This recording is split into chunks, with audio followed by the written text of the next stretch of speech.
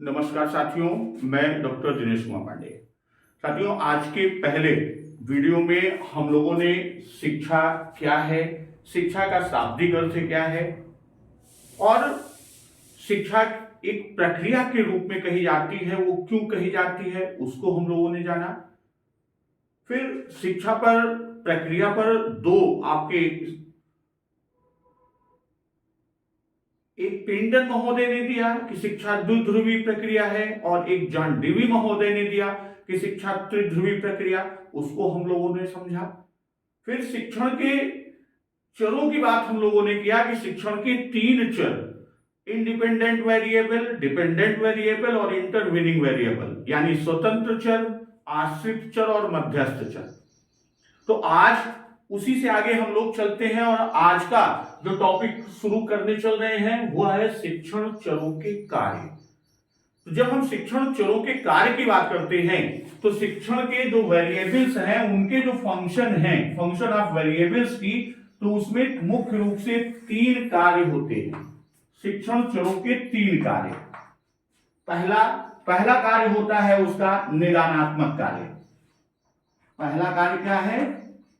पहला कार्य है निदानात्मक कार्य, डायग्नोस्टिक फंक्शन, ये हमारा पहला कार्य है। दूसरा कार्य होता है उपचारात्मक कार्य, उपचारात्मक कार्य, रिमीडियल फंक्शन की बात करते हैं। और तीसरा है मूल्यांकनात्मक कार्य। और तीसरा जो कार्य होता है वो तीसरा कार्य मूल्यांकनात्मक कार्य, इवैल्यूएटिव फंक्शन। ये तीन कार्य हमारे शिक्षण चरों के हैं, यानी टीचिंग वेरिएबल्स के ये तीन मेन फंक्शन हैं, तीन कार्य हैं।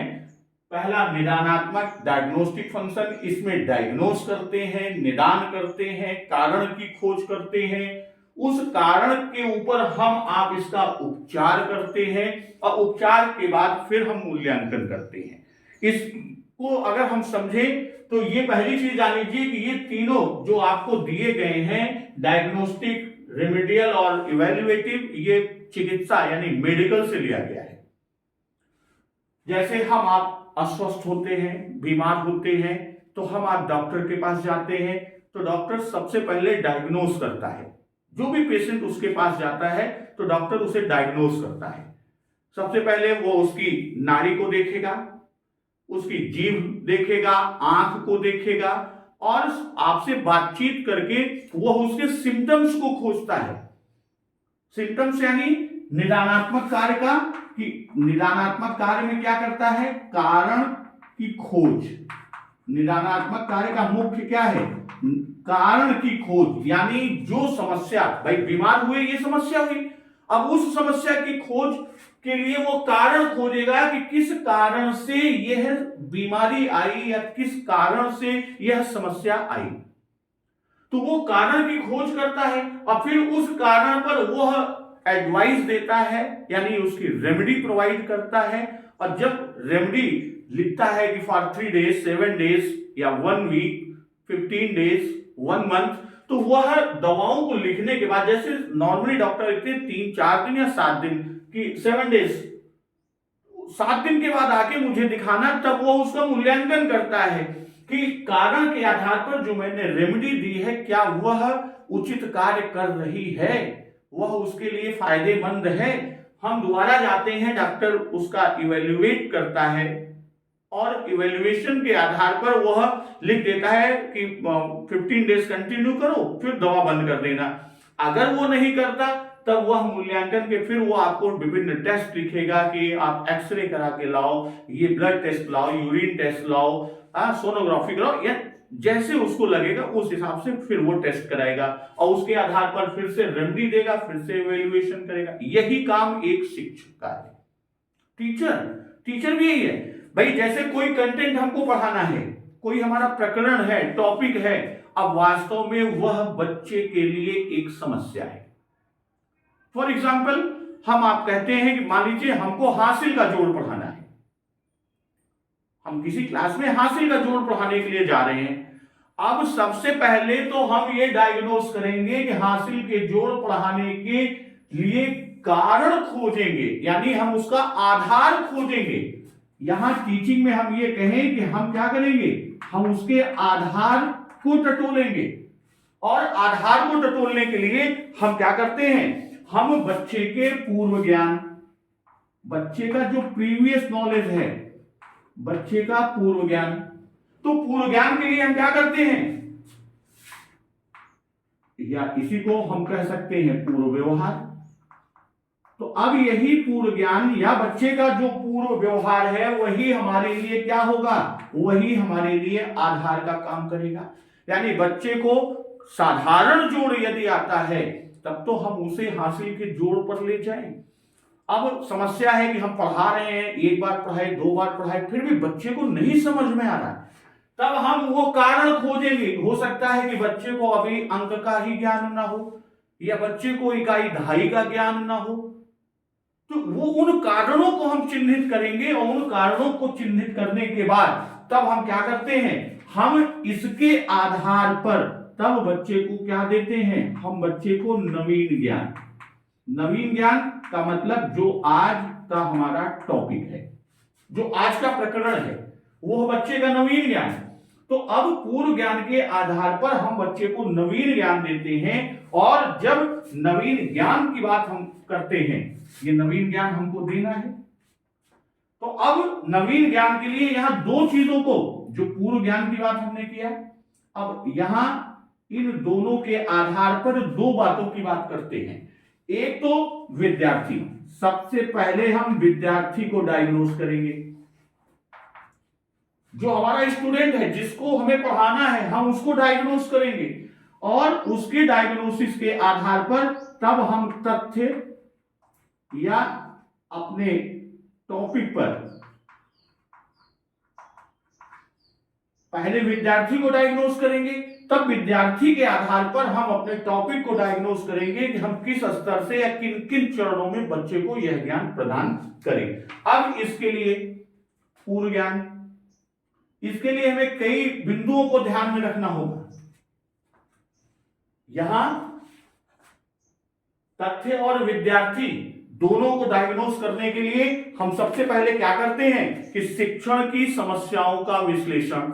अब हम ये चीज इन दोनों के आधार पर जो डायग्नोस किया जाएगा, हम उसकी बात करते हैं। सबसे पहला तथ्य क्या है कि शिक्षण की समस्या का विश्लेषण। शिक्षण की समस्या का विश्लेषण। शिक्षण की समस्या का विश्लेषण यानी जो हमारा पाठ्य वस्तु है, जो आज का प्रकरण है, टॉपिक है, हम सबसे पहले उसका विश्लेषण में क्या करते हैं, हम उसको टुकड़ों में बांटते हैं। फिर इसको विश्लेषण करने के लिए हम फिर क्या करेंगे, अब इसके विश्लेषण में दो चीजें, जो पूर्व ज्ञान और नवीन ज्ञान, यानी आज का टॉपिक, ये प्रीवियस नॉलेज है, ये करंट जो आज हम प्रोवाइड करेंगे, इनके बीच विश्लेषण के समय, क्योंकि यहां पे हमने बताया विद्यार्थी को डायग्नोस किया, अपने स्कॉलर को, और फिर अपने टॉपिक को डायग्नोस, तो इन दोनों के आधार पर हम पाठ्य वस्तु का विश्लेषण, पूर्व ज्ञान बच्चे के और नवीन यानी आज के टॉपिक, इन दोनों के बीच में क्या करते हैं, इन दोनों के बीच में संबंध समन्वय को कैसे हम जोड़ सकते हैं, पहली चीज। फिर दूसरी चीज इसमें आपका आता है कि विद्यार्थियों के पूर्व व्यवहार का निर्धारण। अब इसको करने के लिए हमें किसकी आवश्यकता पड़ेगी, पूर्व ज्ञान का निर्धारण। जो विद्यार्थी है उसका पूर्व ज्ञान निर्धारित करेंगे, उसके निर्धारण के आधार पर विश्लेषण की प्रक्रिया में हम काम करेंगे। फिर व्यक्तिगत विभिन्नताएं, भाई यहां एक समस्या है कि हर बच्चा एक कैटेगरी का नहीं, इंडिविजुअल डिफरेंस है, व्यक्तिगत भिन्नता। बच्चे की व्यक्तिगत भिन्नता का भी हम ध्यान रखेंगे कि हो सकता है कि कोई बच्चा किसी स्तर का हो, कोई बच्चा किसी स्तर का, और मिलते हैं। भाई एक घर में दो सगे भाई होते हैं, यहां तक कि दो ट्विंस होते हैं, उनमें भी डिफरेंसेस होते हैं। तो वो इंडिविजुअल डिफरेंस का हमको ध्यान में रखना है कि जो व्यक्तिगत भिन्नता एक क्लास में है, फिर कार्य के अवयवों का विश्लेषण। इसके बाद हम क्या करेंगे, कार्य जिसको हम जो अपना प्लान बनाएंगे उस प्लान का इंप्लीमेंटेशन जो करेंगे यानी क्लास टीचिंग जो करेंगे उसके कार्य का विश्लेषण। कार्य के विश्लेषण को हम इस रूप में भी समझ सकते हैं कि सीखने की क्रियाओं का विश्लेषण, यानी जो लर्निंग प्रोसेस होगा, जो लर्निंग एक्शंस होंगे, सीखने की क्रियाओं का विश्लेषण, सीखने की क्रियाओं का विश्लेषण। हम सीखने की क्रियाओं का लर्निंग कॉर्नर पे हम जाएंगे। फिर अंत में आता है कि सीखने की दृष्टि से पाठ्य वस्तु का विश्लेषण। फिर अगला बिंदु आता है कि सीखने की दृष्टि से, सीखने की दृष्टि से हम क्या करेंगे, सीखने की दृष्टि से पाठ्य वस्तु का विश्लेषण करेंगे। सीखने की दृष्टि से पाठ्य वस्तु का विश्लेषण, ये हमको किसमें करना है, निदानात्मक कार्य, जो डायग्नोस्टिक फंक्शन है, यानी हम डायग्नोस करेंगे। दो चीजें डायग्नोस्टिक फंक्शन में, दो तथ्यों का ध्यान में रखना है। क्या रखना है, पहली चीज कि हम कारण को खोजेंगे, समस्या किस कारण से है आज के टॉपिक को लेकर। फिर उसके आधार का काम कौन करेगा, पूर्व ज्ञान या पूर्व व्यवहार, और इसके आधार पर हम नवीन ज्ञान यानी आज के टॉपिक को पढ़ाएंगे या टीचिंग करेंगे। इसके लिए हमें क्या करना होगा, हम पूर्व ज्ञान और नवीन ज्ञान के बीच जोड़ने के लिए हमको विद्यार्थी को डायग्नोस करना होगा, फिर हमें टॉपिक को डायग्नोस करना होगा। इसके लिए हमें इन 5 चीजों की आवश्यकता होती है। कौन कौन सी, शिक्षण की समस्याओं का विश्लेषण, यानी नवीन ज्ञान और पूर्व ज्ञान को हम कैसे जोड़ेंगे, उसके लिए पूर्व ज्ञान का हम पहले निर्धारण कर लेंगे, व्यक्तिगत भिन्नता को ध्यान में रखेंगे, कार्य का विश्लेषण या सीखने की क्रियाओं का विश्लेषण हम करेंगे, और सीखने की दृष्टि से पाठ्य वस्तु का विश्लेषण। तो ये इतना हमको निदानात्मक कार्य में करना है।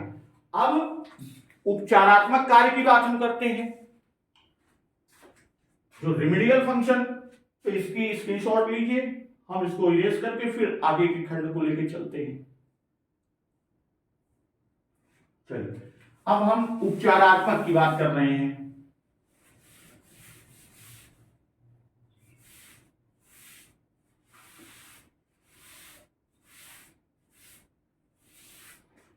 तो उपचारात्मक में भाई जो कारण आया, जो हम परिवर्तन चाहते हैं, भाई नया जो ज्ञान हम देंगे, नए टॉपिक पे चर्चा करेंगे, तो स्वाभाविक है कि शिक्षा का सीधा सा एक होता है व्यवहार परिवर्तन।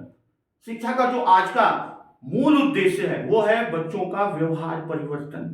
तो अब उपचारात्मक में एक लाइन में ये समझिए कि जो हम चाहते हैं उसमें अपेक्षित व्यवहार परिवर्तन। बच्चे में क्या होगा, अपेक्षित व्यवहार परिवर्तन। इसी के लिए हम उसको रेमेडी देंगे, उपचार करेंगे। भाई इसी के लिए तो हम उपचार करेंगे। तो अब अपेक्षित व्यवहार परिवर्तन जो है, इसी का हम क्या करेंगे, लाने का प्रयास। भाई हमारा आपका प्रयास यही होगा कि बच्चे में अपेक्षित व्यवहार परिवर्तन हो जाए। तो इसके लिए दो चीजें, कि शिक्षण नीति और युक्ति का चयन, जो यहां अभी चौथे पांचवें बिंदु की हमने बात किया था, दूसरे बिंदु की बात किया था कि उसके शिक्षण या अधिगम की बात हमने किया था, शिक्षण कार्य या अधिगम की बात किया था।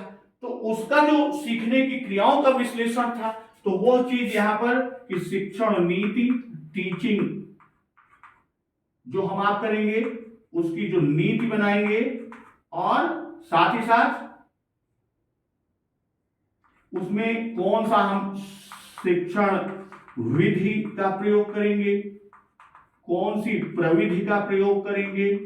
अभी आगे इनकी भी चर्चा आएगी, शिक्षण विधि, प्रविधि, शिक्षण सूत्र, मैगजीन्स आदि का हम क्या करेंगे, हम इसको देखेंगे कि शिक्षण नीति, शिक्षण विधि या शिक्षण प्रविधि, या एक शब्द हम कह दें कि शिक्षण युक्तियों का चयन, शिक्षण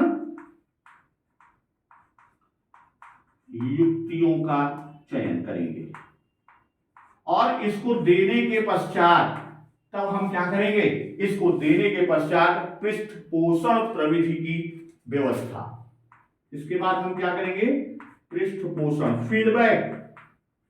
हमको इस ये समझिए कि ये हमने डायग्नोस किया क्लासरूम में एंट्री के पहले, ये हमारा डायग्नोस्टिक फंक्शन है। उसके बाद ये हमारा क्लासरूम में जैसे हम एंट्री करते हैं ये फंक्शन शुरू हो जाता है।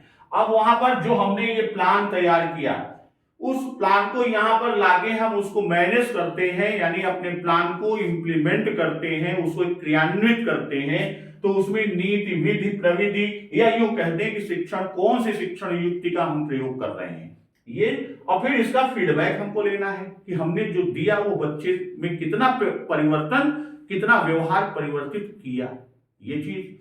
फिर तीसरा आपका आता है मूल्यांकनात्मक कार्य। तो मूल्यांकन कार्य की बात जब हम करते हैं तो सबसे पहली चीज इसमें 3 चीजों का होता है।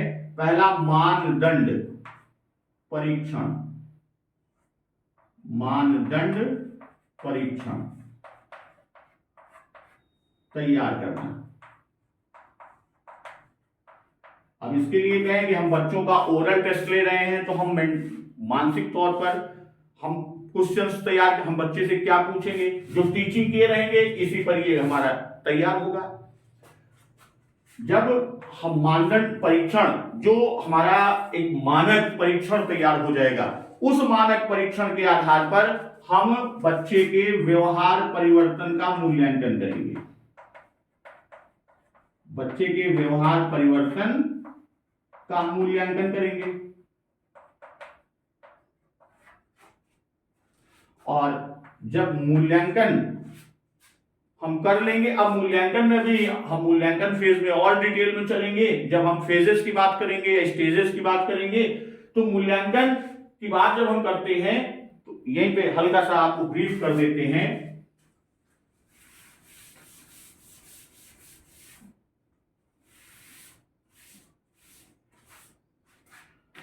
देखिए 3 चीजें होती हैं, कोई भी कार्य करते हैं तो हमें सबसे पहले किसकी आवश्यकता होती है, ऑब्जेक्टिव की। टीचिंग के लिए हमारा उद्देश्य क्या है, फिर उसके लिए हमें क्या चाहिए, हम लर्निंग एक्टिविटीज करवाते हैं। हम क्या करवाते हैं, लर्निंग एक्टिविटीज करवाते हैं। भाई अधिगम क्रियाएं, यहां उद्देश्य यानी ऑब्जेक्टिव हमारा क्या है, अधिगम क्रियाएं करवाते हैं। उसके लिए जो हम आप शिक्षण कार्य करते हैं बच्चों के साथ, तो वो हमारी क्या है, वो हमारी लर्निंग एक्टिविटीज, अधिगम क्रियाएं। और अधिगम क्रियाओं से क्या होता है, बच्चे का बिहेवियरल चेंज, यानी बच्चे का व्यवहार परिवर्तन, बच्चे का व्यवहार परिवर्तन। और कितना हुआ उद्देश्य के सापेक्ष जब हम इस रूप में चलते हैं तब ये हमारी पूरी होती है क्या, मूल्यांकन प्रक्रिया। ये हमारी पूरी मूल्यांकन प्रक्रिया। भाई उद्देश्य का निर्धारण किया, उसके आधार पर हमने अधिगम क्रियाओं को आयोजित किया और अधिगम क्रियाओं से बच्चे में कितना व्यवहार परिवर्तन हुआ। यानी जब हम मात्रा की बात करते हैं कि मात्रा कितना, तब ये क्या हुआ, ये हमारा क्या किया, हमने बच्चे का मापन किया, मेजरमेंट किया। और यह क्या किया हमको, ये हमको एविडेंस देता है। और एविडेंस यानी ये हमें साक्ष्य देता है। और इस साक्ष्य के आधार पर जब ये देखते हैं कि कितना हमारा व्यवहार परिवर्तन हुआ, तब वह मूल्यांकन होता है। यानी पहले मापन फिर मूल्यांकन। तो यह पूरी चीजें यहां पर आ जाएंगी, व्यवहार परिवर्तन का मूल्यांकन। और व्यवहार परिवर्तन मूल्यांकन के बाद तब फिर हम निदानात्मक पक्ष में आ जाएंगे। पुनः निदानात्मक पक्ष, निदानात्मक पक्ष हमने क्यों कहा, भाई मूल्यांकन करने के बाद हम फीडबैक लेंगे। फीडबैक लिया तो हम फिर ये कारण खोजेंगे। यहां जो हमने बताया निदानात्मक कार्य, कारण की खोज हम फिर खोजेंगे कि बच्चा कहां पर गलती कर रहा है, किस टॉपिक पे कर रहा है, किस तरह के प्रश्न में कर रहा है, हम पुनः फिर उसकी रेमेडी देंगे और फिर से उसका मूल्यांकन। तो ये प्रोसेस हमारा पूरा चलता है। तो ये है हमारा क्या, शिक्षण चरों के कार्य। अब इन कार्यों पर ही आधारित हमारा क्या है, शिक्षण के चरण या शिक्षण की अवस्थाएं, शिक्षण के चरण या शिक्षण की अवस्थाएं।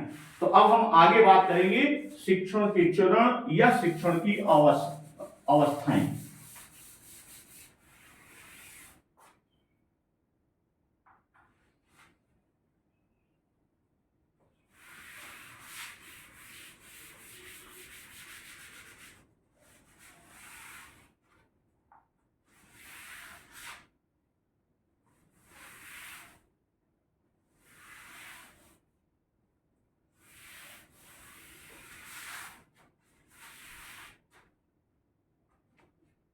अब हम आप अगला लेके चलेंगे शिक्षण की अवस्थाएं, यानी फेजेस ऑफ टीचिंग। तो अब हम आप फेजेस ऑफ टीचिंग की बात करेंगे।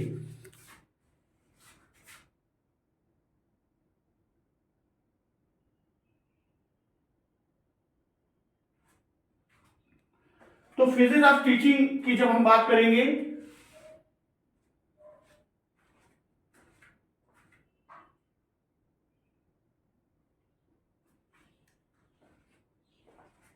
तो जैसे शिक्षण चरों के जो कार्य हैं उसी क्रम में हमारा फेजेस ऑफ टीचिंग चलता है। फंक्शन ऑफ वेरिएबल शिक्षण चरों के कार्य में तीन कार्य हम लोगों के थे। पहला निदानात्मक कार्य, दूसरा उपचारात्मक कार्य, तीसरा मूल्यांकनात्मक कार्य। तो जो निदानात्मक कार्य होता है वो पहला फेज है, रेमेडियल फंक्शन जो है हमारा उपचारात्मक कार्य वह दूसरा फेज है, और तीसरा फेज हमारा कौन सा है, इवैल्यूएटिव फंक्शन का पोस्ट एक्टिव फेज तीसरा फेज है। तो जब हम शिक्षण की अवस्थाओं की बात करते हैं तो शिक्षण की अवस्थाओं में तीन अवस्थाएं या तीन चरण हैं। शिक्षण की अवस्थाएं या शिक्षण के चरण। तो पहला है प्री एक्टिव स्टेज या फेज, प्री एक्टिव स्टेज या फेज, पूर्व क्रिया चरण।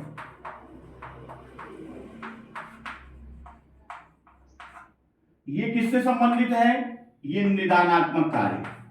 यहां हम ऊपर लिख दे रहे हैं कि अगर एक भूल जाएगा तो दूसरे से आप पकड़ लेंगे, ये निदानात्मक कार्य से संबंधित है। फिर दूसरा हमारा है अंतः क्रिया चरण, दूसरा है अंतः क्रिया चरण।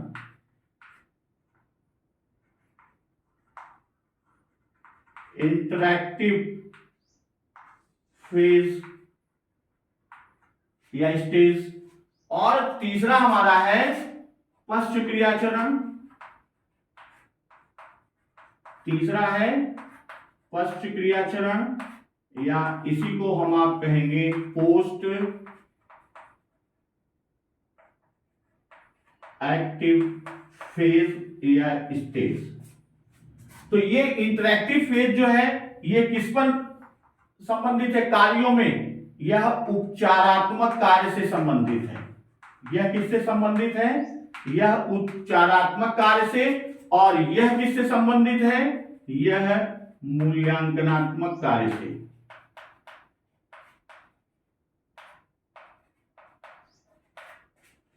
तो अब यहां इसको इस तरह से भी हम समझ लें सामान्य रूप में कि ये जो पहला प्री एक्टिव फेज है, क्लासरूम में एंट्री करने के पहले, यानी टीचर के क्लासरूम की ड्योढ़ी को पार करने, अंदर की तरफ जाने के पहले जितना भी वो प्लान करता है, जितना भी कार्य करता है शिक्षण के लिए, वह सब प्री एक्टिव फेज में आता है। क्लासरूम की ड्योढ़ी में प्रवेश करते, जैसे ही ड्योढ़ी ढाका अंदर की तरफ गया यानी क्लासरूम में एंट्री जैसे करता है वहीं से इंटरैक्टिव फेज शुरू होता है और टीचिंग खत्म करके जब बच्चे का इवैल्यूएशन करता है कि आज के शिक्षण के बाद बच्चे ने कितना ग्राह्य किया, उस ग्राह्यता को यानी उसने कितना ग्रहण किया, कितना सीखा, वो हमारा पश्च क्रिया चरण में आता है। तो अब यहां पर पूर्व क्रिया चरण में पहले हम सारा प्लान करते हैं, उद्देश्य को निर्धारित करते हैं, जैसे हमने बताया था निदानात्मक कार्य, वह सारे कार्य हमारा किसमें होगा, प्री एक्टिव फेज में होगा। तो यहां चूंकि क्या करता है कि वह शिक्षण नियोजन का कार्य करता है, क्या पढ़ाना है, कैसे पढ़ाना है, बच्चों का स्तर क्या है, उनके किस क्रम को लेके हम चलेंगे, ये सारी चीजें यानी पूरा शिक्षण का नियोजन करता है। इसीलिए इस अवस्था को शिक्षण नियोजन अवस्था भी कहते हैं। शिक्षण नियोजन की अवस्था, शिक्षण नियोजन की अवस्था भी कहते हैं, यानी टीचिंग प्लानिंग स्टेज। पूर्व क्रिया चरण को शिक्षण नियोजन अवस्था के नाम से भी जानते हैं। अक्सर ये प्रश्न पूछ लेते हैं कि शिक्षण की अवस्थाओं में किस अवस्था को शिक्षण नियोजन की अवस्था कहा जाता है, तो वो कौन सा है, प्री एक्टिव फेज या प्री एक्टिव स्टेज, पूर्व क्रिया चरण या पूर्व क्रिया अवस्था। अब यहां पर जो मुख्य कार्य हम यहां इस अवस्था में करते हैं उसमें पहला है शिक्षण उद्देश्यों का निर्धारण। इसमें पहला हम क्या करते हैं, शिक्षण उद्देश्य को निर्धारित करते हैं। शिक्षण उद्देश्यों का निर्धारण पहला काम।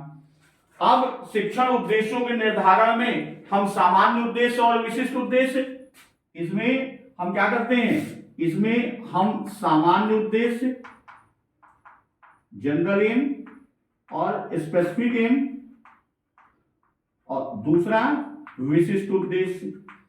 तो सामान्य उद्देश्य तो ये वृहत होता है, व्यापक होता है, और विशिष्ट उद्देश्य तात्कालिक होता है। इसे ड्यूरिंग टीचिंग हमको ये गेन करना होता है, ये ऑब्जेक्टिव। जैसे हम मान लीजिए हिंदी विषय कर रहे हैं, हिंदी का सामान्य उद्देश्य पूरा हमको सत्र में खत्म करना है, या term exam, half yearly, annual, उसके आधार पर उद्देश्य को बनाया। लेकिन जो हमारा विशिष्ट उद्देश्य, स्पेसिफिक एम है, ऑब्जेक्टिव है, वह आज की टीचिंग 20 मिनट, 40 मिनट, 50 मिनट की जो भी हमारी क्लास है, उस क्लास में इस उद्देश्य की प्राप्ति करना होता है, तो हम इसका निर्धारण करते हैं। तो यहां इसके निर्धारण में क्या करते हैं, मनोविज्ञान। इसके लिए आधार का काम कौन करता है, इन उद्देश्यों को निर्धारित करने के लिए 3 चीजों का, इसको नोट कर लीजिएगा, 3 चीजों का आवश्यकता होती है। क्या भाई, विद्यार्थियों के, अब यहां ये भी तो उद्देश्य में हमको ध्यान में रखना है कि विद्यार्थियों का पूर्व व्यवहार या पूर्व ज्ञान क्या है और कौन सा टॉपिक हमको पढ़ाना है। तो यानी इंटरिंग बिहेवियर और टर्मिनल बिहेवियर, दो की बात हम करते हैं कि पूर्व व्यवहार के रूप में या अंतिम व्यवहार के रूप में। तो अंतिम व्यवहार जो आज टॉपिक है उससे कितना परिवर्तन, वो कितना लिया, वो हमारा कहां तक पहुंचेगा, वो हमारा अंतरिम व्यवहार है। तो इसके लिए क्या करते हैं कि विद्यार्थियों के मनोविज्ञान की आवश्यकता को ध्यान में रखते हैं। यह उद्देश्य निर्धारित होते हैं किनके अनुरूप, विद्यार्थियों के मनोविज्ञान की आवश्यकता, विद्यालय की क्या आवश्यकता और समाज की क्या आवश्यकता, इसके आधार पर यह उद्देश्य निर्धारित होते हैं। अब फिर दूसरा आता है पाठ्य वस्तु के संबंध में निर्णय लेना, जो हमारा टॉपिक है। फिर दूसरा हम किस पर ध्यान देते हैं, पाठ्य वस्तु, जो हमारा टॉपिक है, पाठ्य वस्तु या टॉपिक के संबंध में निर्णय के संबंध में निर्णय। अब इसके संबंध में हमको निर्णय लेना है। आज का टॉपिक जैसे हमने उसमें डायग्नोस्टिक में बताया था कि बच्चों का डायग्नोस करेंगे, फिर उसके आधार पर हम अपने कंटेंट को यानी आज के टॉपिक को डायग्नोस करेंगे, तो उसके लिए हमको निर्णय लेना होगा। अब इसके लिए हमें कई चीजें ध्यान में रखना होगा, जैसे कि इसकी पाठ्य वस्तु जो है, पाठ्यक्रम की आवश्यकता, पाठ्यक्रम के अनुसार वो पाठ्य वस्तु हो, पाठ्यक्रम की आवश्यकता। दूसरा, सीखने की आवश्यकता क्यों, ये जो मैं टॉपिक पढ़ा रहा हूं बच्चे को, उसको सीखने के लिए क्यों आवश्यक है, सीखने के लिए आवश्यक क्यों। भाई ये एक तरह से समझ लीजिए कि हम ये इसके दैनिक जीवन में इसका उपयोग है, डेली लाइफ में या भविष्य में इसके जीवन में ये उपयोगी होगा, कहां होगा, कैसे होगा, इसको भी हमको ध्यान में रखना है। फिर अगला, किस स्तर की प्रेरणा, भाई मोटिवेशन की जरूरत होगी, बच्चों को मोटिवेट करना है, तो किस स्तर की अभिप्रेरणा की आवश्यकता है। तीसरा, हम ये ध्यान देंगे कि किस स्तर की प्रेरणा, किस स्तर की प्रेरणा आवश्यक। फिर पाठ्यवस्तु से संबंधित मूल्यांकन की विधि क्या, जो हमने पढ़ाया उसके मूल्यांकन की विधि, उसके मूल्यांकन की विधि क्या, ये भी हमको पहले से डिसाइड रखना है।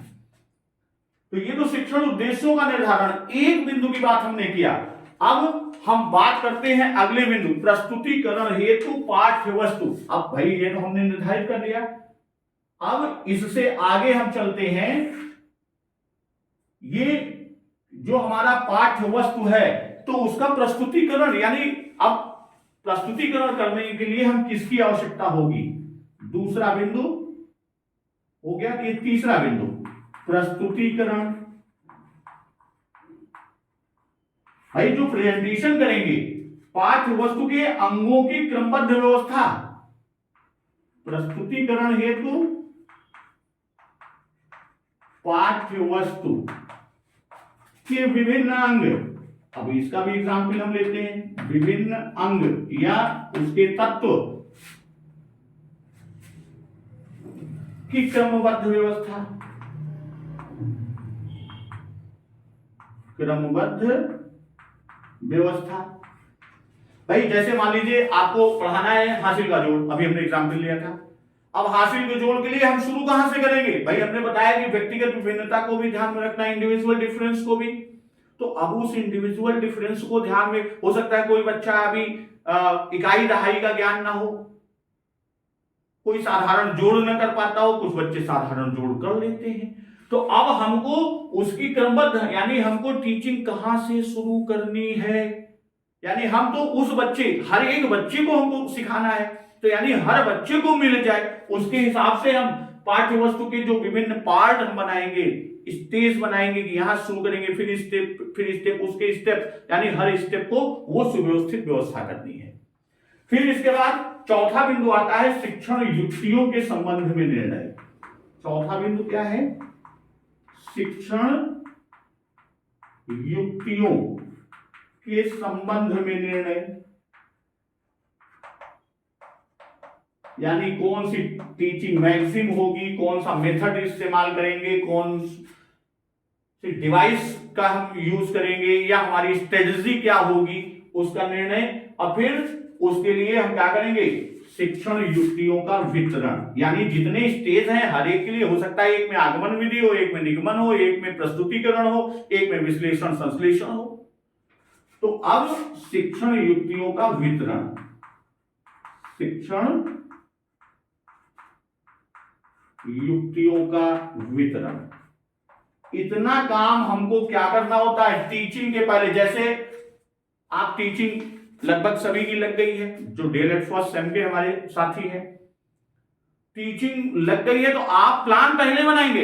वैसे फर्स्ट सेम में प्लान नहीं बनाना है, फर्स्ट सेम में 10 बिंदु दिए गए हैं, विशेषकर आपको क्लासरूम ऑब्जर्वेशन और अन्य बिंदुओं पर, अभिलेखों का, इन सब बिंदुओं का ध्यान में रखना है। अगर आप टीचिंग के लिए जाते हैं तो आप पहले प्लान तैयार कर लेते हैं, लेसन प्लान आप तैयार करते हैं, अब तो उसका नाम टीचिंग प्लान हो गया।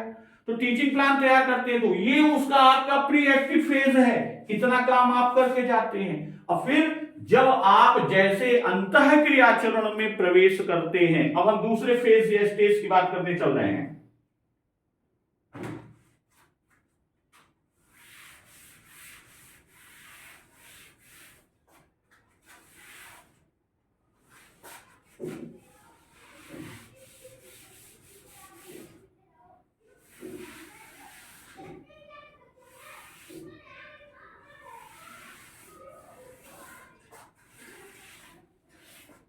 अब हम बात करने चल रहे हैं किसकी, शिक्षा के अंतः क्रिया चरण, इंटरेक्टिव फेज ऑफ टीचिंग की बात करने चल रहे हैं। तो अंतः क्रिया चरण क्या है? ये शिक्षक विद्यार्थियों को अनेक प्रकार की, भाई एक टीचर है, अनेक प्रकार, आप क्लासरूम में जाएंगे देखेंगे कि आपको शाब्दिक अशाब्दिक प्रेरणा प्रदान करना पड़ता है, मोटिवेशन करना होता है, कुछ वर्बल होता है, कुछ नॉन वर्बल होता है। उसी तरह व्याख्या करता है, प्रश्न को पूछता है, विभिन्न प्रश्नों के माध्यम से बच्चों को मोटिवेट करता है, या विद्यार्थियों के उत्तर जो आप पूछे हैं, जो प्रेरणा दिए हैं, तो उसका रिस्पॉन्स या उनके आंसर को टीचर ग्राह्य करता, सुनता है और फिर पथ प्रदर्शन करता है। ये आपका इंटरेक्टिव फेज में एक टीचर के द्वारा किया जाता है। या यूं कह दें कि इसकी 3 विशेषताएं बताई जाती हैं, किसकी? अंतः क्रिया चरण की। वो 3 विशेषताएं कौन सी हैं? वो 3 विशेषताएं कि बौद्धिक शिक्षा का स्तर, प्रभाव की दिशा और क्रियाओं की विविधता। ये तो एक सामान्य हमने बात किया। अब वास्तव में जैसे मान लीजिए क्लासरूम की ये गेट के अंदर, ड्योढ़ी के अंदर जैसे टीचर प्रवेश करता है, इंटरेक्टिव फेज शुरू हो जाता है। इसमें 3 मुख्य कार्य होता है। वो क्या है? पहला, कक्षा के आकार की अनुभूति, कक्षा के आकार की अनुभूति, फीलिंग ऑफ क्लासरूम साइज। तो अब इसका मतलब नहीं है कि बच्चे बहुत पास पास बैठे हैं, दूर दूर बैठे हैं, यहां है वहां, ऐसा नहीं।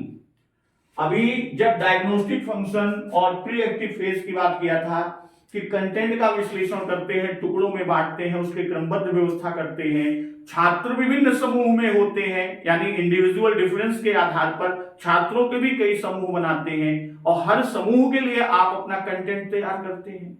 तो वहां ये देखेंगे कि क्या हर समूह का बच्चा क्लास में है। आप ध्यान देंगे, कोई भी टीचर आप शुरू से और आज तक क्लास लिए हुए हैं तो आप देखिए बहुत सारे टीचर आते हैं तो 1 मिनट 2 मिनट के लिए मौन होकर वो पूरी क्लास को सरसरी तौर पर ऐसे देखते हैं। तो इसका मतलब यह है कि वो अपने प्लान के अकॉर्डिंग देखता है कि वो सारे बच्चे आए हैं या नहीं। तो वो है फीलिंग ऑफ क्लासरूम साइज। फिर उसके बाद दूसरा टीचर का काम होता है अधिगमकर्ताओं का निदान, अधिगमकर्ताओं का निदान। अधिगमकर्ता कौन है? लर्नर, यानी विद्यार्थी। यहां तो निदानात्मक में हमने निदान किया नहीं, अब उसको वो जस्टिफाई करता है, यानी जो हमने डायग्नोस किया है क्या वह सही है, उसको करने के लिए क्या करता है? सीखने वालों की योग्यता, पूर्व ज्ञान। अब निदान में क्या होगा? एक तरह से जो उसने पूर्व ज्ञान, प्रीवियस नॉलेज को टेस्ट किया है, उसके लिए जो शिक्षक है, भाई पूर्व ज्ञान का ही तो वो डायग्नोस करेगा कि हमने जो किया था वो सही है या नहीं। उसके लिए टीचर 3 तरह के कार्य करता है। एक प्रत्यक्षीकरण, प्रत्यक्षीकरण के द्वारा। फिर दूसरा वो निदान करता है। अब देखिए निदान में भी फिर से निदान, और फिर उसके आधार पर टीचर क्या करता है? टीचर अनुक्रिया यानी रिस्पॉन्स देता है। इतना काम करने के बाद तब इंटरेक्टिव फेज, जो वास्तव में टीचिंग जिसे हम आप कहते हैं, पढ़ाने का क्रम शुरू होगा, और वह तीसरा पार्ट होगा क्रिया अनुक्रिया, क्रिया अनुक्रिया या प्रतिक्रिया, क्रिया अनुक्रिया या प्रतिक्रिया। यानी एक्शन रिस्पॉन्स होगा या एक्शन रिएक्शन होगा। भाई आप बच्चे को कुछ बताएंगे, वो एक्शन हुआ, बच्चा समझ लिया, ग्रहण कर लिया, बोध किया और तब उत्तर देता है तो वो रिस्पॉन्स अनुक्रिया हो गया, और तुरंत रिएक्ट कर दिया वो उसका रिएक्शन हो गया। अब यह क्रिया अनुक्रिया, क्रिया प्रतिक्रिया, एक्शन रिस्पॉन्स, एक्शन रिएक्शन, ये वर्बल भी होता है, यानी ये वर्बल भी हो सकता है और ये नॉन वर्बल भी हो सकता है। और तब टीचर आता है पोस्ट एक्टिव फेज की तरफ, तो इसमें व्यवहार परिवर्तन को वो मापता है। इसमें क्या करता है, इसमें व्यवहार परिवर्तन ज्ञात करना, वो व्यवहार परिवर्तन को ज्ञात करता है। उसके लिए वही है जो हमने आपको मूल्यांकनात्मक कार्य में बताया, वही तीनों चीजें इसके अंतर्गत आती हैं। तो इस तरह दोस्तों आज शिक्षा और शिक्षण के जो मुख्य खंड थे उनकी चर्चा हम लोगों ने कर लिया। अब अगले टॉपिक जो आपके यहां कोर्स में है